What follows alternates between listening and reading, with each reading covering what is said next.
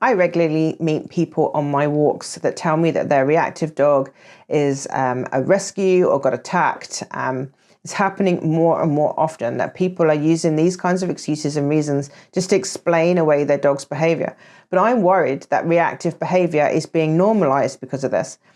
The more we see it, the more normal it will become. But it's not normal though. In fact, it could be infectious. Meeting a reactive dog is scary and could impact another dog to become reactive themselves. And that might even be why yours is reactive now. But in any case, this is a serious problem for your dog, let alone other people's dogs. So here are 5 reasons why we shouldn't normalize reactive behavior. So number 1, it's stressful for your dog. It's so easy just to shrug it off and make excuses for it. It's easy to just avoid or accept it as a part of the dog that you have. It's just what they do. But actually, that just breaks my heart. When you know what the dog is actually going through every time they go to a place where their triggers are, then you'll realize actually that this is really stressful for them. When they go to those places where their triggers tend to be, their base anxiety levels will rise.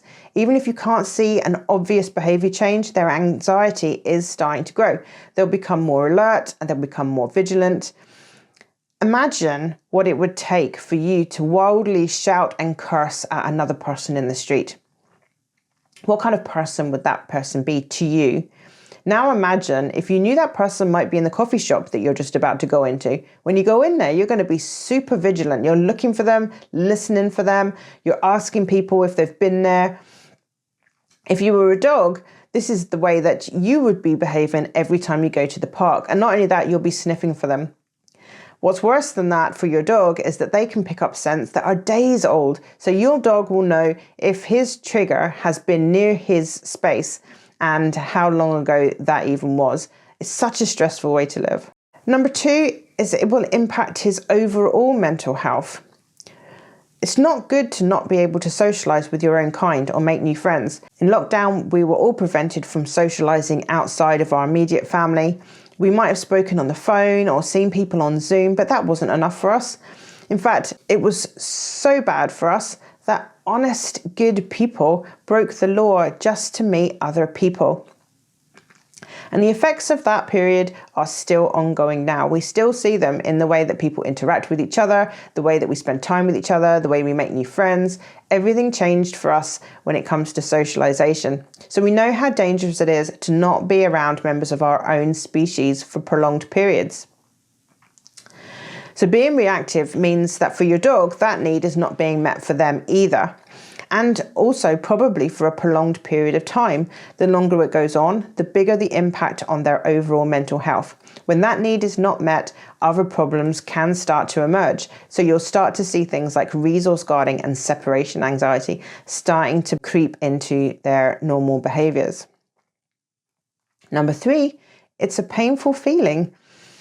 If you don't know what it's like to feel reactive, imagine walking through a forest. It's a popular forest, other people are there, lovely day, the birds are singing, the sun's out, it's lovely. Now imagine that exact same walk, but instead it's nighttime, 2 a.m, it's pitch black. Are you on your own? Aren't you? Is there a person following behind you?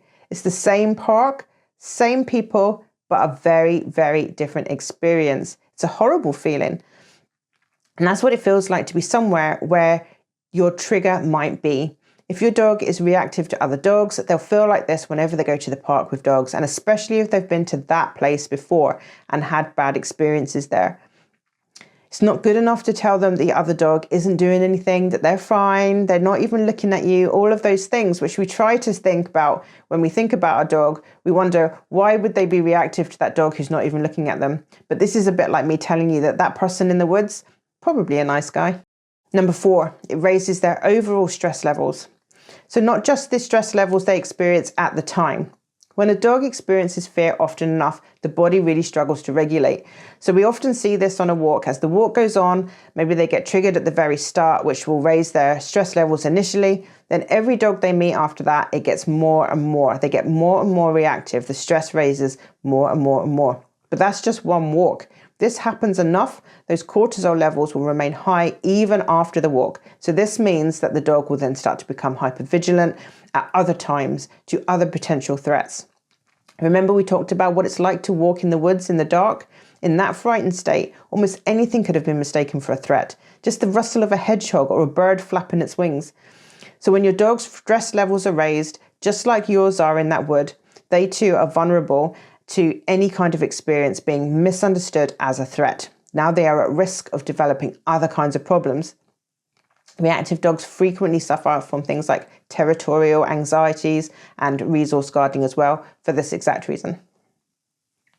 And number 5, this is really more about other dogs than it is for you, but it's infectious. I said at the start that when a dog encounters another dog that's being reactive towards them, that's scary for them. And that then raises their fight or flight instincts, and it puts them into that position where they now start to feel that they're under a threat. So this has now impacted their experiences, and it will impact their confidence and their resilience around other dogs too. This will then affect the way that they approach their next dog, and now they could start to experience all of the above issues we've just talked about, but for themselves. So how did we get here? I don't think it helps that we have stopped really calling the stuff as it is. Even I have just mentioned the word triggered a lot in this video. Saying a dog is triggered doesn't really cover it. It kind of softens it a bit, doesn't it? It doesn't really tell us how it is. Let's be clear. The dog is scared. Frightened dogs have 2 options, fight or flight. But actually, in reality, they don't, do they? When the flight option is removed, usually because they're on a lead, then they only have the fight option left available to them. This only needs to repeat itself a few times, and then the fight option becomes normalized and it becomes the default choice. When that happens enough, the dog doesn't wait to see how a situation will play out. They know fight works, so when they perceive something that they are scared of, they don't hang around to analyze. They just do what makes them feel safe. By perceive, I mean not just see another dog. They could hear that dog or smell that other dog also. And then they don't just hang around to analyze that situation. They do what makes them feel safe straight away. So we need to remember that a reactive dog is just a scared dog. They are just doing their best to make them feel safe in a situation that has frightened them. They aren't reactive or triggered. They are just scared, and they are not coping well. When they're scared of other dogs, they will be in this heightened state of anxiety. Every time they go where other dogs will be. No one wants that for their dog. You don't, or you wouldn't still be watching this video. But the more we diminish these behaviors and shrug them off, the more we see them, the more we dilute the experience, and the less we appreciate what our dogs are actually going through. So what can we do? So absolutely this can be solved. Please don't give up. Your dog doesn't have to be reactive. They don't have to be scared. You'll start with a detox so that the brain can start to relax and that hypervigilance can start to reduce. Then the dog can start to feel safe again. And as you gently expose them to other dogs in a controlled and trauma-informed way, they will start to feel much more confident, and their choices will start to come back to them. They won't feel like they only have the option to fight. Not only will we give them a flight option back, but actually they will start to feel sociable again and start to want to mingle with other dogs as time goes on. I do this with people every single week, in person, online. I have a step-by-step goal. They can do it, and you can do it as well. Please don't give up. I would hate to see reactive behavior just become just a normal behavior that is just explained away and eventually never dealt with, because we will just end up with parks full of reactive dogs everywhere we go, and that would just be a terrible, terrible shame.